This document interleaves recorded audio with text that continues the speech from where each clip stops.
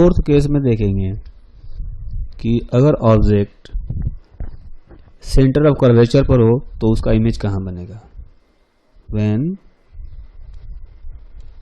Object is at centre of curvature,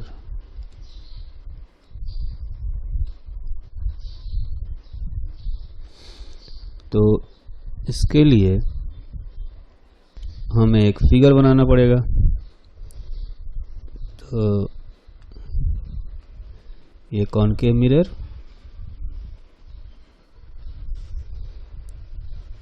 और ये principal axis, ये हो गया फोकस और ये हो गया centre of curvature.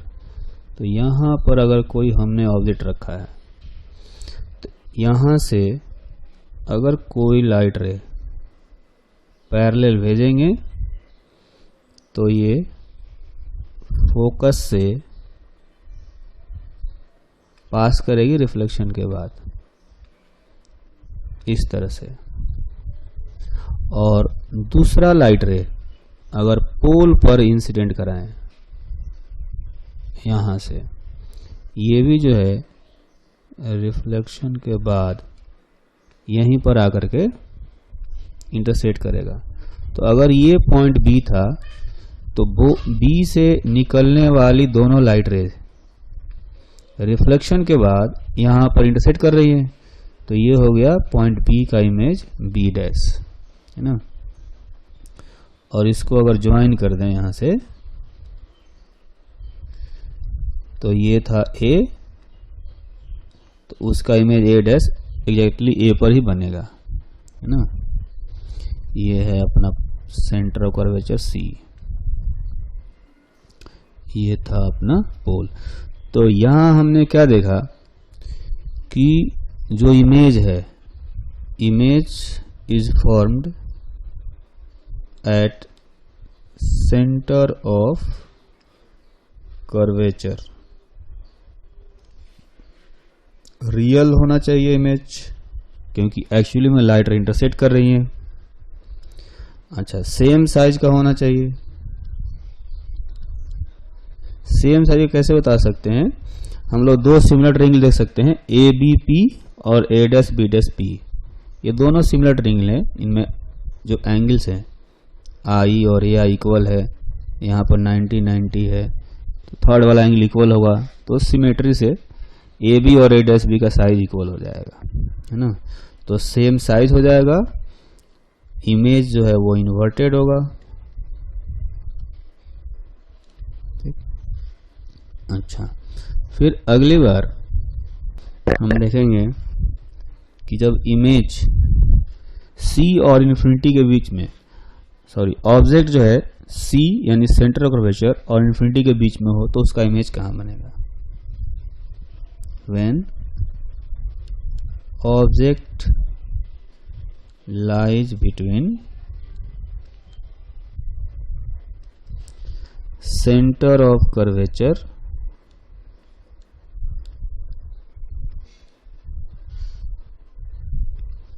and minus infinity. Minus infinity जो है कि वो लेफ्टवर्ड डायरेक्शन में होता है। तो इसके लिए भी रे डायग्राम ड्रॉ करते हैं। ये हो गया कॉनकेव मिरर,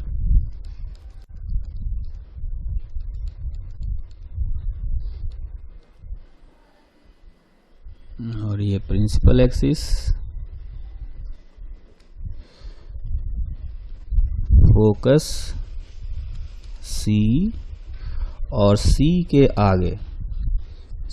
आगे यहाँ पर अपना ऑब्जेक्ट रखा है बी ए। तो बी से अगर कोई लाइट प्रिंसिपल एक्सिस के पैरेलल इंसिडेंट होगा तो रिफ्लेक्शन के बाद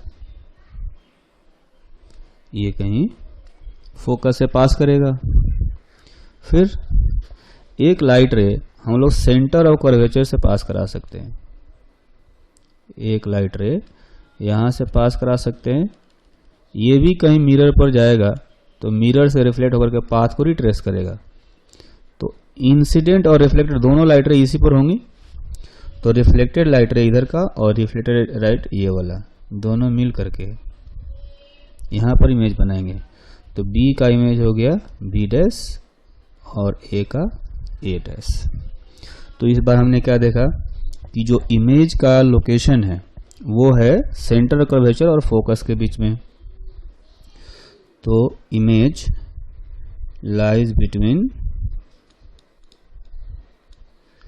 centre of curvature C and focus F। Image जो है वो छोटा है तो डिमिनिश्ड होना चाहिए, है ना। डिमिनिश्ड हो गया, इन्वर्टेड हो गया और साथ में रियल भी होगा। तो ये अभी हमने जो 5 डायग्राम ड्रॉ किए ये सारे कॉनकेव मिरर के लिए थे, है ना। ये सारे कॉनकेव मिरर के लिए थे। अब जो हम ड्रॉ करने वाले हैं वो है कॉन्वेक्स मिरर के लिए, ठीक है, फॉर कॉन्वेक्स मिरर, है ना। तो कॉन्वेक्स मिरर में जो ऑब्जेक्ट है, कॉन्वेक्स मिरर में ऑब्जेक्ट मिरर के सामने कहीं भी रखेंगे तो इमेज हमेशा फोकस और पोल के बीच में बनता है ना। तो रे डायग्राम ड्रॉ करके देखते हैं। तो अगर अपने पास ये कोई बड़ा सा ऑब्जेक्ट है, एक्सटेंडेड ऑब्जेक्ट ए बी, तो यहां से इसका सेंटर ऑफ कर्वेचर यहां ले लेते हैं ना। तो बी से अगर कोई लाइट रे पैरेलल जाएगा ऐसे, तो ये कुछ इस तरह से रिफ्लेक्ट होगा कि लगेगा कि फोकस से होकर के पास कर रहा है। ये ऐसे रिफ्लेक्ट होना चाहिए। इधर इंसिडेंट हुआ था पैरेलल, तो रिफ्लेक्शन के बाद फोकस से होकर के पास करता हुआ दिखेगा, है ना। अच्छा, कुछ ऐसा होगा।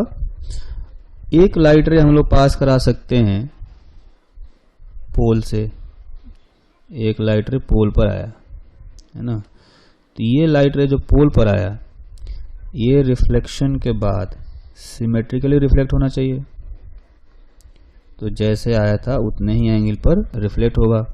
अब इसको पीछे प्रोड्यूस करेंगे तो ये पहली वाली रिफ्लेक्टेड लाइट को यहां पर इंटरसेक्ट करेगा,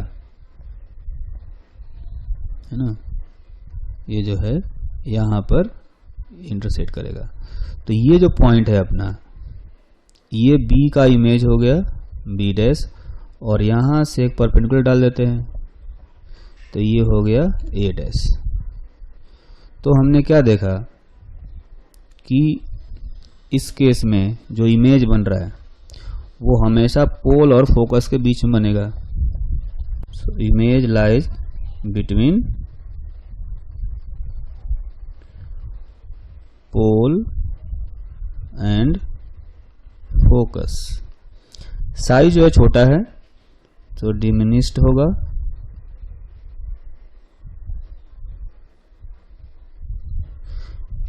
इरेक्ट होगा और वर्चुअल भी होगा, क्योंकि लाइट रेज एक्चुअली में वहां इंटरसेक्ट नहीं कर रही, हमने एक्सटेंड करके उनको इंटरसेक्ट कराया। तो ये हो गए सारे रे डायग्राम, है ना। इसको हम लोग कह सकते हैं, ये जो है 6 हो गया पॉइंट, ठीक।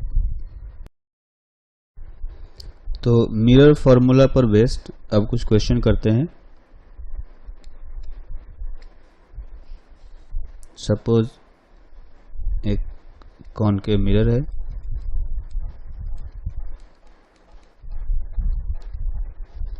और ये इसका प्रिंसिपल एक्सिस हो गया। इसका रेडियस ऑफ कर्वेचर दिया गया है 10 सेंटीमीटर। एक पॉइंट ऑब्जेक्ट है, यह है अपना पॉइंट ऑब्जेक्ट।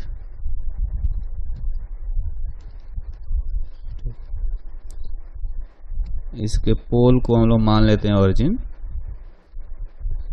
ये हो गया x डायरेक्शन और ये y डायरेक्शन। तो जो अपना ऑब्जेक्ट है, ऑब्जेक्ट का कोऑर्डिनेट दिया गया है -40 + 1 सेंटीमीटर। तो ये सारी चीजें दी हुई हैं और हमें अब पता करना है इमेज का पोजीशन। फाइंड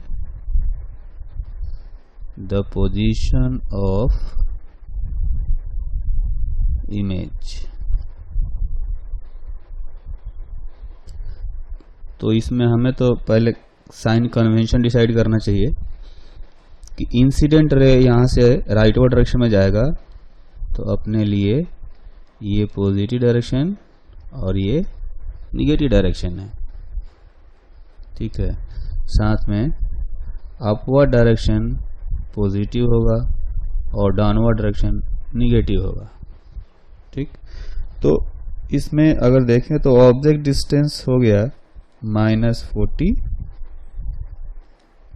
फोकल लेंथ जो होगा वो होगा -r/2 यानी -5 सेंटीमीटर। तो अपना जो मिरर फॉर्मूला होता है 1/v प्लस 1/u = 1/f। इसको थोड़ा रीअरेंज करेंगे तो लिखा जा सकता है 1/f minus 1/u, u minus f divided by uf। तो v का वैल्यू आएगा uf divided by u minus f। ये एक सिंप्लीफाइड मिरर फॉर्मूला है और आगे से हम लोग इसी मिरर फॉर्मूला को यूज करेंगे। तो अब इसमें वैल्यू रखते हैं। u का वैल्यू अपना आया है -40, फोकल लेंथ आया है -5, तो -40 और -5। ठीक है, तो ये जो है ये आ गया -40 डिवाइडेड बाई 7 सेंटीमीटर। ये हो गया इमेज डिस्टेंस। अब मैग्निफिकेशन वाला फॉर्मूला यूज करके इसका हाइट निकाल सकते हैं। तो मैग्निफिकेशन होता है height of image divided by height of object, और ये होता है -v/u। माइनस v का जो वैल्यू अपना आया है वो है -40/7 और u का जो वैल्यू आया है वो है -40। तो ये हो गया -1/7। तो ऑब्जेक्ट का जो हाइट है वो तो हमें दिया गया +1, तो hi होगा -1/7 into ho, -1/7 into height of object है +1 सेंटीमीटर। तो ये हो गया -1/7 सेंटीमीटर। तो ये कह सकते हैं कि position of image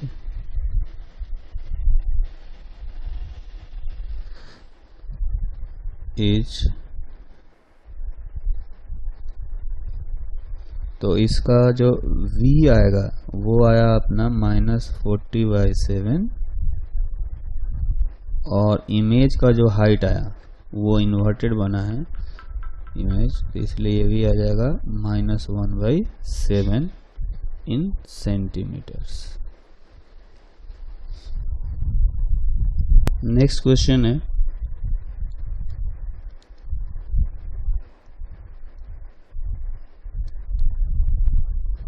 converging rays are incident on convex mirror so that their extensions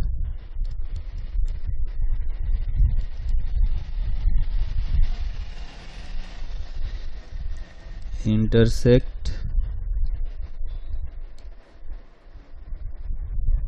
at 30 centimeter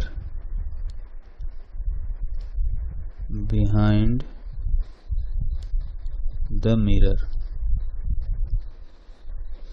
तो इसको हम लोग एक डायग्राम बनाते चलते हैं, है ना। तो डायग्राम में ये कहा गया कि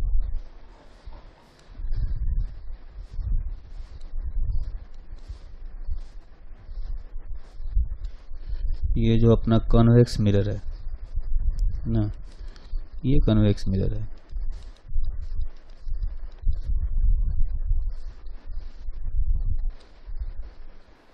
ये इसका प्रिंसिपल एक्सिस हो गया, है ना।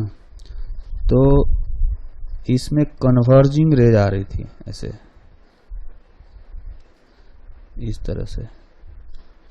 ये कन्वर्जिंग इंसिडेंट रेज थी। इनका जो एक्सटेंशन है वो पीछे इंटरसेक्ट कर रहा है यहाँ से 30 सेंटीमीटर पर।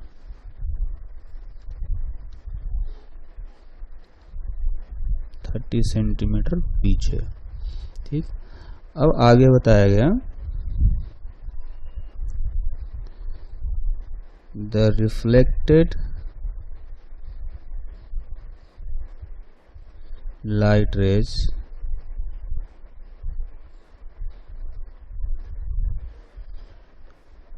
are also diverging, so their extensions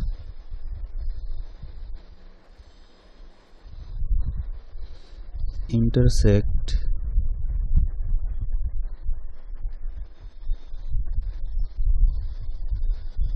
behind the mirror at 120 centimetre.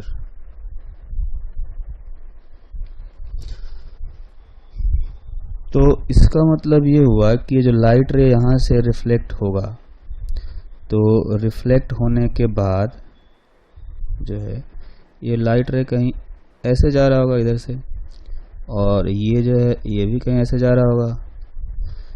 ये भी डाइवर्जिंग है और इसलिए ये भी कहीं जा कर के पीछे इंटरसेक्ट करेंगे यहाँ पर, यहाँ पर। तो हमें पता है कि इंसिडेंट रे का इंटरसेक्शन पॉइंट ये ऑब्जेक्ट कहलाता है, ये ऑब्जेक्ट हो गया, और रिफ्लेक्टेड रे का इंटरसेक्शन पॉइंट इमेज कहलाता है ना। तो क्वेश्चन में दिया गया है कि रिफ्लेक्टेड रे जो है वो 120 सेंटीमीटर पीछे यहाँ जा करके इंटरसेक्ट करती है। तो हमें पता करना है find the focal length of mirror. तो इसका अगर सॉल्यूशन देखें, ये अपना ऑब्जेक्ट है, तो इसमें लाइट रेज राइट से लेफ्ट डायरेक्शन में जा रही हैं। तो हमारे लिए ये डायरेक्शन पॉजिटिव हुआ और ये निगेटिव हो गया, ठीक है। लाइट रेज इंसिडेंट लाइट जो है वो राइट से लेफ्ट डायरेक्शन में जा रहा है, इसलिए लेफ्टवर्ड डायरेक्शन हमारे लिए पॉजिटिव हुआ और राइटवर्ड डायरेक्शन निगेटिव हो गया। तो इस फिगर में देखें तो ऑब्जेक्ट डिस्टेंस जो है वो अपना आएगा +30। ऑब्जेक्ट किसको बोलते हैं? इंसिडेंट रे के इंटरसेक्शन पॉइंट को। तो इंसिडेंट रे मिरर्स के पीछे 30 सेंटीमीटर डिस्टेंस पर इंटरसेक्ट कर रही हैं, इसलिए अपना ऑब्जेक्ट डिस्टेंस जो हो गया +30 हो गया। और इमेज डिस्टेंस किसको बोलते हैं? इमेज उसको कहा जाता है जब रिफ्लेक्टेड लाइट रेज जहां पर इंटरसेक्ट करती है। तो रिफ्लेक्टेड लाइट रेज मिरर के पीछे 120 सेंटीमीटर पर इंटरसेक्ट कर रही हैं, इसलिए जो इमेज डिस्टेंस है वो हो गया +120 सेंटीमीटर। तो अब जो है हम लोग मिरर फॉर्मूला यूज कर सकते हैं, 1/v + 1/u = 1/f। तो 1/120 सेंटीमीटर प्लस 1/30 सेंटीमीटर = 1/f। तो यहाँ से f का जो वैल्यू है यह आया अपना 24 सेंटीमीटर। तो ये अपना आंसर हो गया। नेक्स्ट एग्जाम्पल देखते हैं।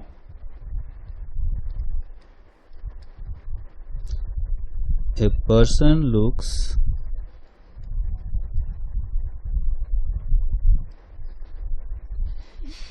into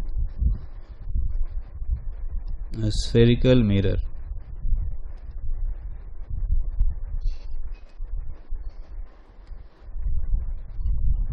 The size of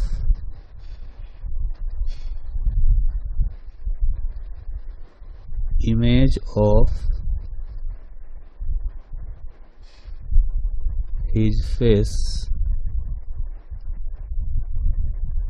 is twice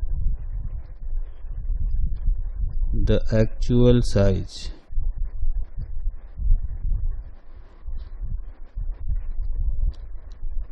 If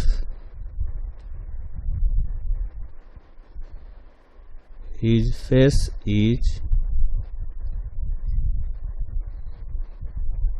at a distance of 20 centimeter from the mirror, find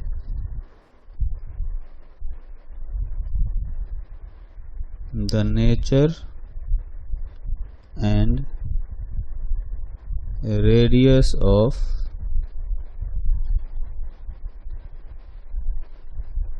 curvature of mirror। तो इसका सॉल्यूशन देखते हैं। तो हमने देखा अभी कि जैसा कि क्वेश्चन में कहा जा रहा है कि आदमी को अपना फेस का डबल साइज का इमेज दिखता है ना। तो डबल साइज दिखने का मतलब है क्योंकि वो वर्चुअल इमेज देख रहा होगा, डबल साइज का देख रहा होगा, तो मिरर जो है वो कॉनकेव मिरर होना चाहिए, क्योंकि कन्वेक्स मिरर रियल ऑब्जेक्ट का रियल इमेज कभी नहीं बनाता। रियल ऑब्जेक्ट का हमेशा वर्चुअल बनाता है और छोटा बनाता है ना। तो ये रियल ऑब्जेक्ट का चूंकि यहाँ पर वर्चुअल इमेज बन रहा है, साथ में बड़ा बन रहा है, इसलिए कॉनकेव मिरर होगा ना। Since image is virtual and enlarged, so mirror must be converging mirror, converging mirror और concave mirror.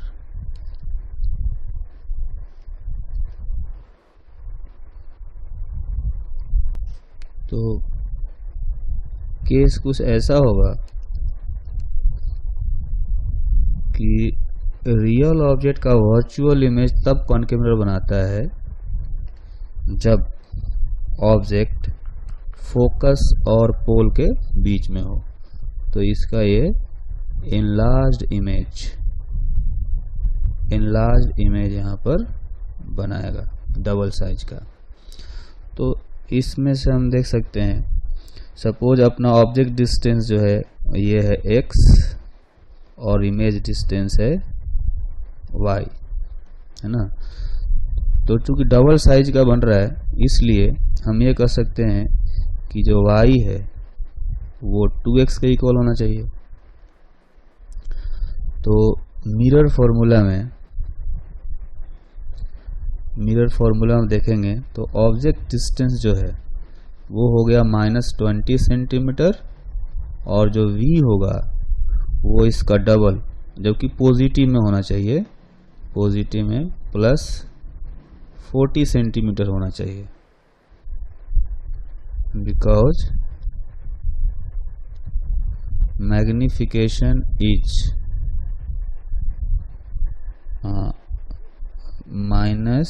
-v/u and that is equal to 2। तो अब जो है मिरर फॉर्मूला हम अप्लाई कर सकते हैं, 1/v + 1/u is equal to 1/f। तो 1/v हो गया +40 और u है -20 इज इक्वल टू 1/f। तो यहाँ से फोकल लेंथ जो आएगा वो आएगा -40 सेंटीमीटर, और radius of curvature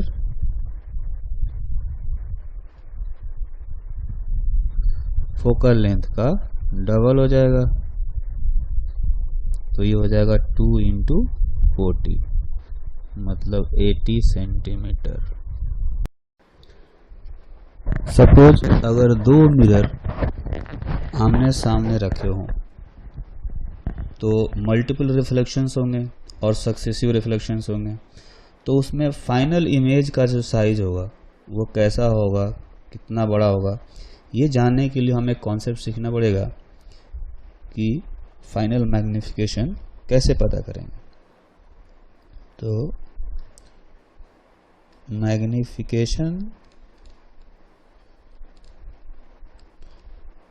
in case of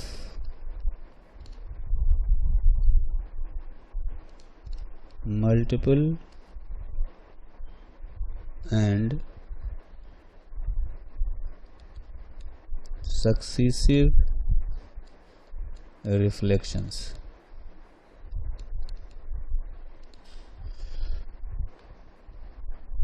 तो फाइनल मैग्निफिकेशन होगा, है ना, कई सारे रिफ्लेक्शन के बाद जो फाइनल इमेज होगा उसका height hf, height of final image hf divided by height of object is equal to m1 into m2 into m3 into m4 and so on, where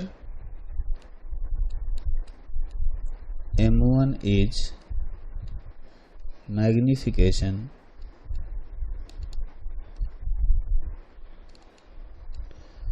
due to first reflection,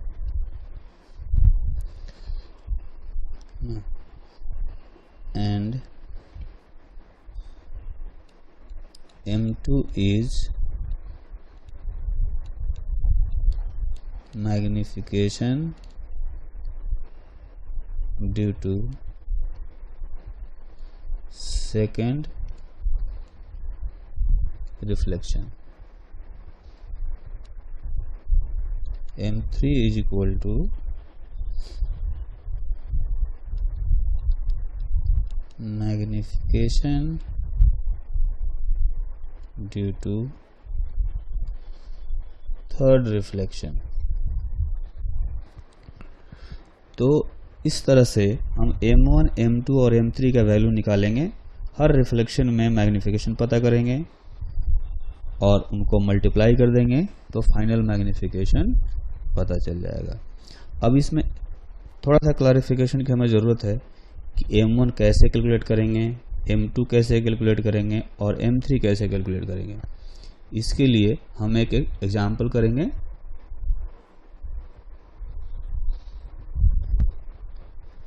तो ये जो example है इसमें हमें दो mirror दिए गए हैं, एक तो कॉनकेव मिरर है,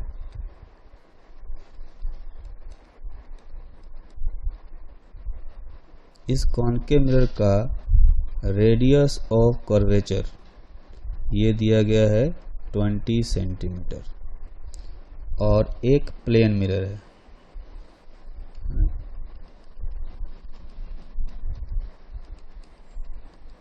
दोनों प्लेन मिरर के बीच का जो गैप है ये है 40 centimetre.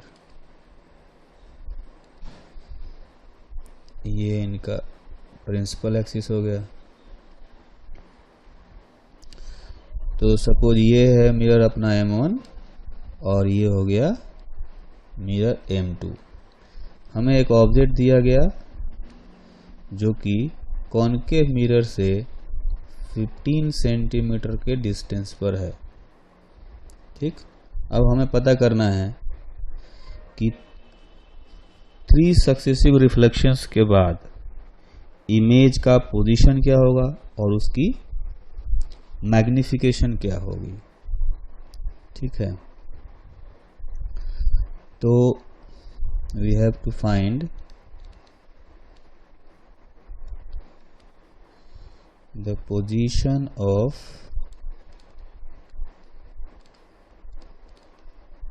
final image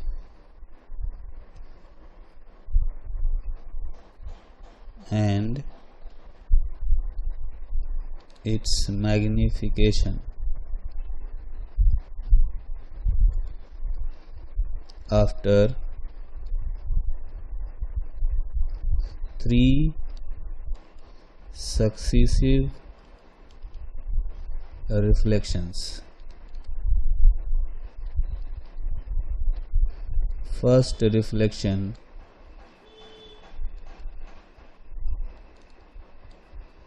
from concave mirror, that is M1.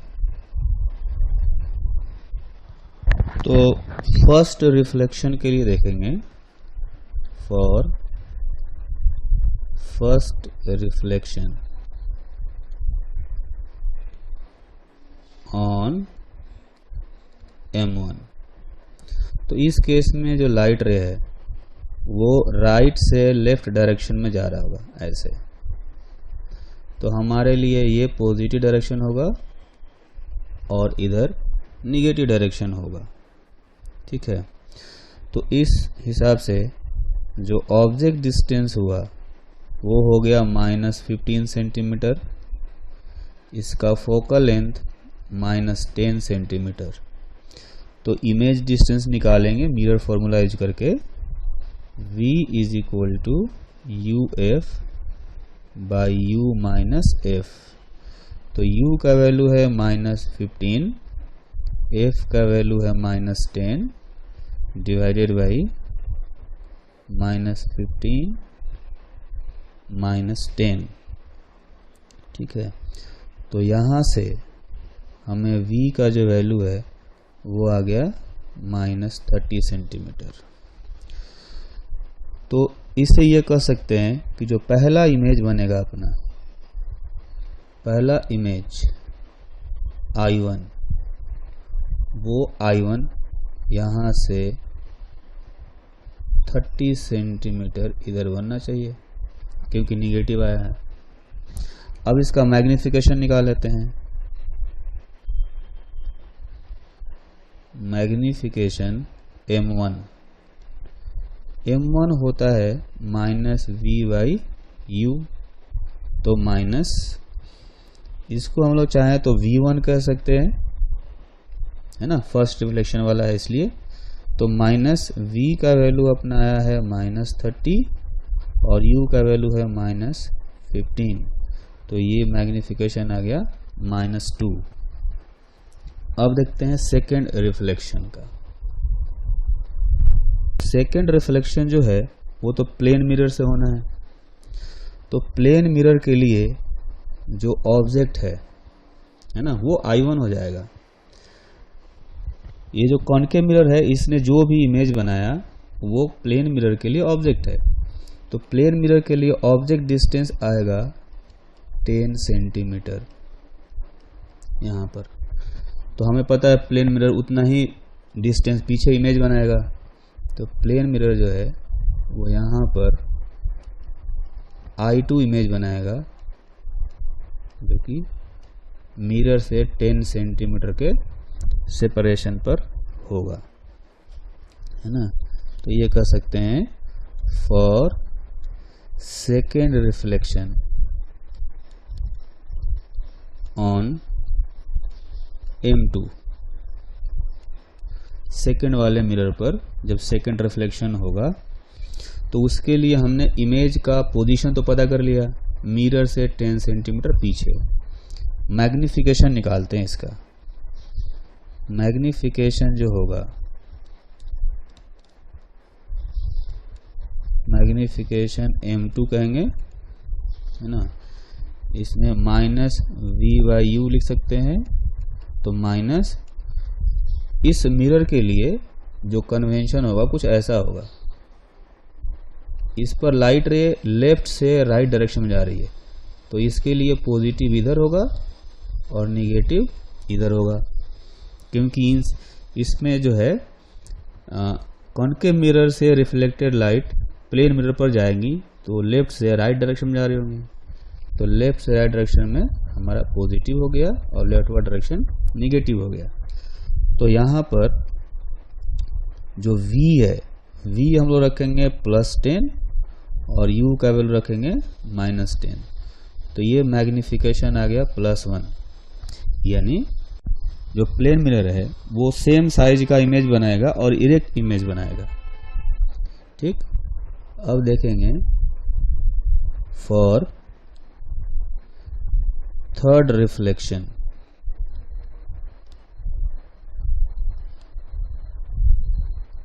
On M1। जो थर्ड रिफ्लेक्शन होगा वो भी वापस कॉनकेव मिरर पर होगा। पहला भी कॉनकेव मिरर से हुआ, दूसरा प्लेन मिरर से हुआ, वापस फिर से कॉनकेव मिरर पर होगा। तो इसके लिए जो ऑब्जेक्ट डिस्टेंस होगा, अगर देखें फिगर में, तो कॉनकेव मिरर के लिए इस बार ऑब्जेक्ट डिस्टेंस जो है वो हो गया यहां से ये, और ये हो गया टोटल 50 सेंटीमीटर। ये ऑब्जेक्ट डिस्टेंस है।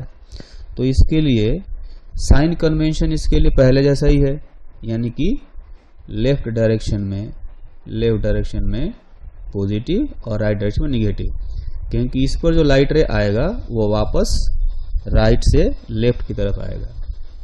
तो इसके लिए ऑब्जेक्ट डिस्टेंस रखेंगे -50 सेंटीमीटर और फोकल लेंथ फिर से -10 सेंटीमीटर रखेंगे। तो मिरर फॉर्मूला अप्लाई करेंगे तो इसमें जो है इमेज डिस्टेंस हम लोग निकाल सकते हैं UF by U-F, mirror formula apply करके। तो इससे क्या आएगा, U का वैल्यू है -50, F का वैल्यू है -10 डिवाइडेड बाई -50 -10। तो ये हो गया 500 और नीचे हो गया -40। तो ये आएगा -12.5 सेंटीमीटर। तो इस बार जो मैग्निफिकेशन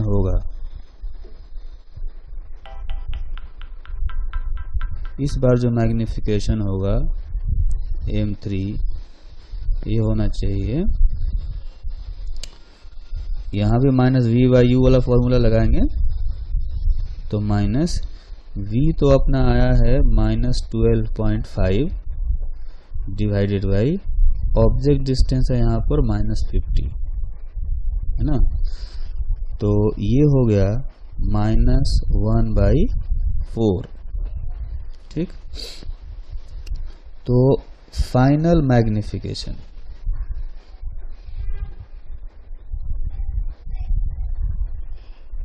फाइनल मैग्निफिकेशन होगा एम इज इक्वल टू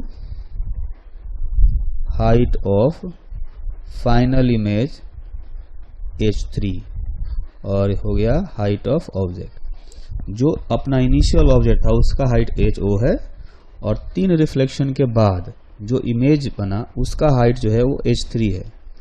तो ये आएगा अपना m1 into m2 into m3 means -2 into +1 -1/4 is equal to 1/2। तो ये कह सकते हैं कि जो फाइनल इमेज बनेगा तीसरे रिफ्लेक्शन के बाद वो ऑब्जेक्ट के आधे साइज का होगा और इरेक्ट बनेगा। प्रिंसिपल एक्सिस के जिस साइड में ऑब्जेक्ट होगा उसी साइड में फाइनल इमेज बनेगा।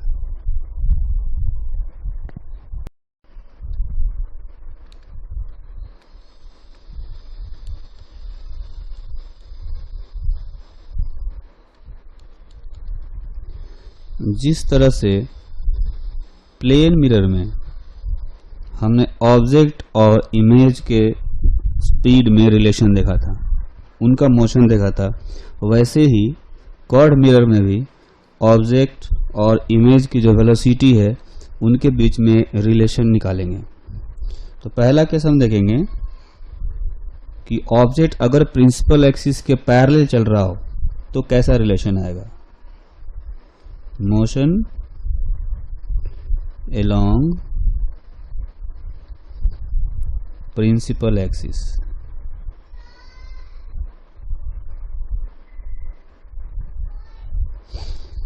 तो इसके लिए हम लोग पहले एक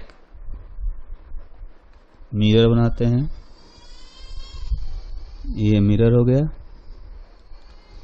और मिरर के जो प्रिंसिपल एक्सिस है इस डायरेक्शन को मान लेते हैं x और परपेंडिकुलर डायरेक्शन को y। तो जो अपना ऑब्जेक्ट है, अपना ऑब्जेक्ट प्रिंसिपल एक्सिस के पैरेलल चल रहा है vox वेलोसिटी से। vox इसलिए मैं कह रहा हूँ क्योंकि जो मिरर जो ऑब्जेक्ट है वो अपना प्रिंसिपल एक्सिस के पैरेलल यानी x एक्सिस के पैरेलल चल रहा है। तो ऑब्जेक्ट और इमेज का जो पोजीशन है उन दोनों के बीच में रिलेशन जो है वो प्लेन मिरर फार्मूला से निकलता है और ये मिरर फार्मूला है अपना 1/u प्लस 1/v। अगर इनको डिफरेंशिएट करें, differentiate both side with respect to time,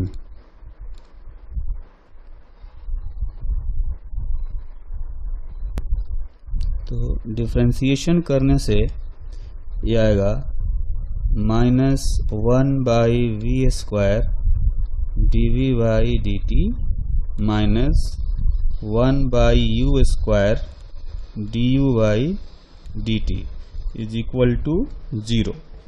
focus length क्योंकि कांस्टेंट रहता है इसलिए उसका डिफरेंशिएशन 0 हो गया। ऑब्जेक्ट ट्रेवल करेगा तो ऑब्जेक्ट डिस्टेंस u चेंज होगा और इमेज डिस्टेंस v चेंज होगा। तो यहाँ से हम देख सकते हैं कि इसको लिखा जा सकता है dv/dt is equal to -v/u² into du/dt। v जो है इमेज का पोजीशन है, तो rate of change of position जो है वो इमेज की वेलोसिटी बताएगा। तो इसको मैं लिख सकता हूँ velocity of image in x direction minus v/u² velocity of object in x direction. u क्या है? u जो है ये ऑब्जेक्ट का पोजीशन है, तो उसका रेट ऑफ चेंज ऑब्जेक्ट की वेलोसिटी बताएगा। तो इस तरह से हमें इनकी वेलोसिटी को रिलेट करने वाला एक फॉर्मूला मिल गया। इसी तरह से सपोज अगर ऑब्जेक्ट प्रिंसिपल एक्सिस के परपेंडिकुलर चल रहा हो, है ना, तो अभी देखेंगे motion of object and image perpendicular to principal axis।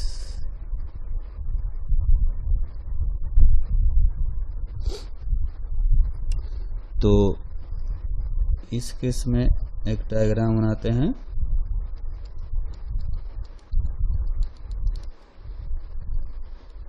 ये अपना प्रिंसिपल एक्सिस हो गया। अब यहाँ पर कोई ऑब्जेक्ट है और ये ऑब्जेक्ट प्रिंसिपल एक्सिस के पैरेलल चल रहा है। इसको हम कह सकते हैं velocity of object in Y direction, क्योंकि हमने वाई डायरेक्शन जो है प्रिंसिपल एक्सिस के पैरेलल लिया है और इधर एक्स डायरेक्शन लिया है। तो परपेंडिकुलर डायरेक्शन में जो ऑब्जेक्ट का या इमेज का जो पोजीशन होगा उनके बीच में रिलेशन पता चलता है मैग्निफिकेशन से। हम जानते हैं कि जो मैग्निफिकेशन है वो मैग्निफिकेशन होता है height of image divided by height of object is equal to minus we by U. Means height of image divided by height of object is equal to minus we by U. तो यहाँ से height of image निकाल सकते हैं minus we by U into height of object. अगर इनको differentiate किया जाए, differentiate both side with respect to time, तो ये आएगा D H i by D T is equal to minus we by U D H O by D T. यहाँ पर चूंकि पार्टिकल इनिशियली परपेंडिकुलर डायरेक्शन में चल रहा है तो उस इंस्टेंट पर v और u चेंज नहीं हो रहे होंगे और इसलिए हमने v और u को कांस्टेंट मान लिया है। तो d H i by D t ये हो जाएगा velocity of image in Y direction is equal to minus we by u, और d H O by D t जो होगा ये ऑब्जेक्ट की वेलोसिटी बताएगा वाई डायरेक्शन में। तो इस तरह से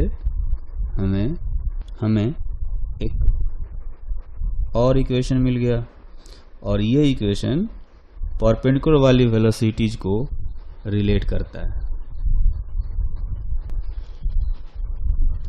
अभी ऐसा हो सकता है कि जो ऑब्जेक्ट है वो ना प्रिंसिपल एक्सिस के पैरेलल चल रहा हो ना परपेंडिकुलर चल रहा हो, बल्कि प्रिंसिपल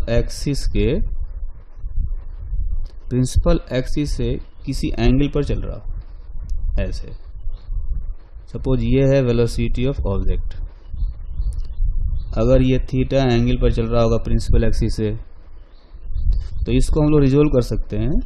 एक तो प्रिंसिपल एक्सिस के पैरेलल आएगा component V O cos theta, ये जो है इसको कहा जा सकता है velocity of object in X direction. इसी तरह से इसका एक परपेंडिकुलर कंपोनेंट आएगा इधर, इसको हम लिख सकते हैं वी ओ साइन थीटा, और ये जो है velocity of object in Y direction हो जाएगा ये।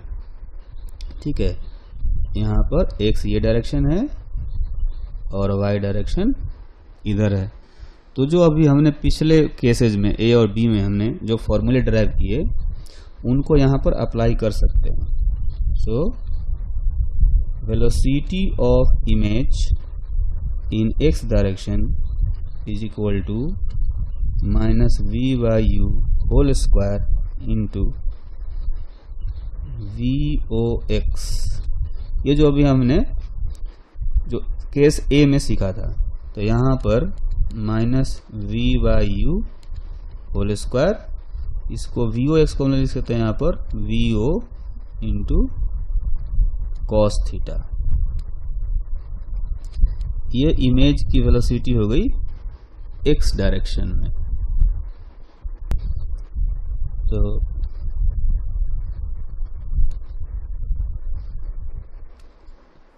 x डायरेक्शन में वेलोसिटी ऐसे निकाल सकते हैं। y डायरेक्शन में निकालने के लिए velocity of image in y direction is equal to -V/U into velocity of object in y direction minus V/U। VOY जो है इस केस में वो है VO साइन थीटा। तो इस तरह से वेलोसिटी ऑफ इमेज डायरेक्शन भी निकल गया।